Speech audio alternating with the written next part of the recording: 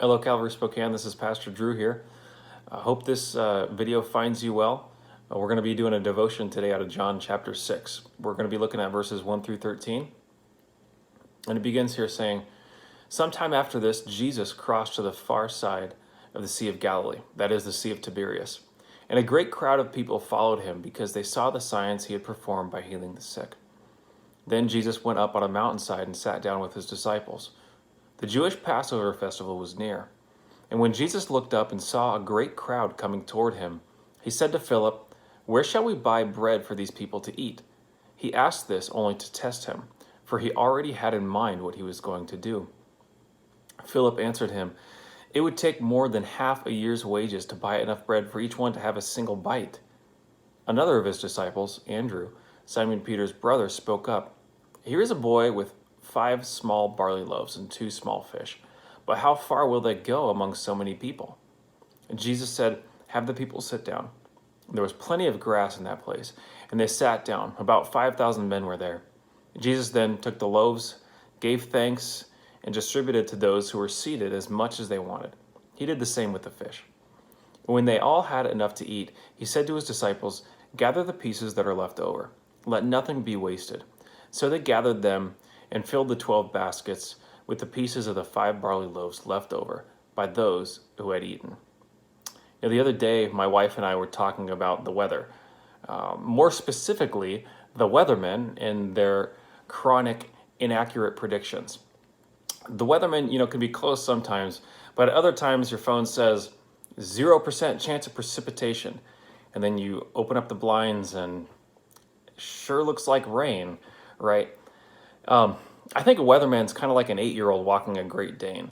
The child, can say in one moment, "We're walking down the sidewalk and we'll be doing this until the street corner." And then a split second later, a squirrel passes by and the child's seen being dragged through the grass on his belly saying, "We're now bouncing through the grass and we'll be doing so until we get to the tree." When I read this story, I find myself identifying with the disciple Philip for one big reason, the numbers. Jesus asks Philip where they were going to buy bread for all these people, and Philip crunches the numbers real quick and, overwhelmed, responds that it would take 6 months of work to pay for everybody to have a bite. "Sorry, Jesus, we did the math, and it just can't be done." I love numbers. Some of you hate numbers, but I'm the nerd who enjoys them. I'm always calculating different things. Even when my wife says, "Are you sure?" I give her my confidence in percentages. I'm like 85% sure about this, sweetheart. And she just rolls her eyes at me. I have spreadsheets for everything. My personal monthly budget, tracking my debts, my net worth, my retirement projections ad nauseum. And, this is also a big part of my responsibility here at the church. I keep an eye on income and expenses. I deal with, banks and insurance, compiling reports for the board. One of my other responsibilities is to produce the church budget, where I try to anticipate the next year's expenses and incomes. And, I can feel smug when everything's going according to my plan and projections. But no sooner does the coronavirus hit than I come to terms with the reality that my projections are just fantasy based on my own crunching numbers and mathematical models. A few years ago, my wife and I learned that we were going to have our first child. And we were so excited, we were overwhelmed with joy. But it wasn't just a few weeks later that I found myself laid off from work. And I was devastated, I was humiliated. It's embarrassing to tell people you lost your job. And I was asking myself all sorts of questions. What if I can't find a new job? What if that new job I do find, if I do, what if it doesn't pay enough? How are we going to afford this new child? We've never lived with a child before. What am I going to do about insurance? Will we get evicted if we can't pay the rent? I was swirling with all sorts of fears, and it was in this moment of fear that the scripture came to mind. It said, "Blessed are those who mourn, for they will be comforted." And, what do you know, after a short time of searching, the Lord provided a job for me, however menial it seemed at the time, and we've yet to lack for anything since then. So it's interesting to me that Jesus asks Philip this question for one simple reason, though. And it says that he asked him in order to test Philip. Jesus already knew what he was going to do, but Philip had no idea what Jesus was going to do.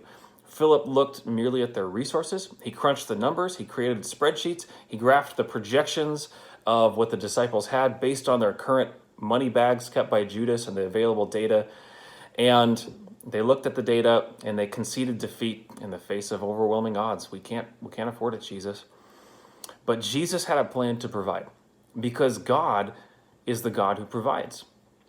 Our forefather Abraham was asked by God to sacrifice his son, his beloved son, the son of promise, Isaac. And so Abraham loaded up his donkey with wood. He took his son and headed out. And the New Testament letter to the Hebrews informs us that Abraham reasoned that even if he sacrificed Isaac, God would raise him from the dead. I mean, how can you come to that sort of conclusion? How could you reason that God would bring somebody back from the dead in that circumstance? And he reasoned that simply because God keeps his word. And God had promised to make a great nation through his son Isaac, a nation that would be a blessing to all nations. Abraham believed God, and God provided on the mountain, because God is a God who provides. Perhaps you find yourself in a situation which, according to the most accurate data at hand, you're on the brink of some sort of disaster, whether financial, whether medical, emotional, relational, perhaps each and every one of them is the case. But God might be putting you to a sort of test. Do you trust in your spreadsheets and data, or do you trust Jesus to provide? The Lord tells us in the Sermon on the Mount that if we seek him with all of our heart, he's going to provide the daily necessary things to survive, because he cares for us. He loves us. He's our God. He's our Father in heaven. So my encouragement to you is take your impossible situation, whatever it is, and maybe even write it down on paper, and then get on your knees and lay it on the floor before the Lord and ask God to take care of this need and ask him to provide. And in that moment, remember all the ways that God has taken care of you and your family in the past, and in that moment, resolve to trust in the Lord. The psalmist says in Psalm 27:14, "Wait for the Lord, be strong, and take heart, and wait for the Lord." Whatever situation you are in, lay it before the Lord, resolve to put your trust in him, and wait on him. It's good spending some time with you, Calvary Spokane. Hope you guys are doing well. In this time when a lot of us are staying home, it's tempting to isolate ourselves, but we're hoping that these devotionals can be a way to connect with each other. And we just encourage you that if you know people in the church and you're thinking about them, how's so-and-so doing? Pick up the phone, give them a call. This could be a great time to reach each other through phone or through email, and to see how each other are doing, see how we can pray for each other, see if anybody needs anything.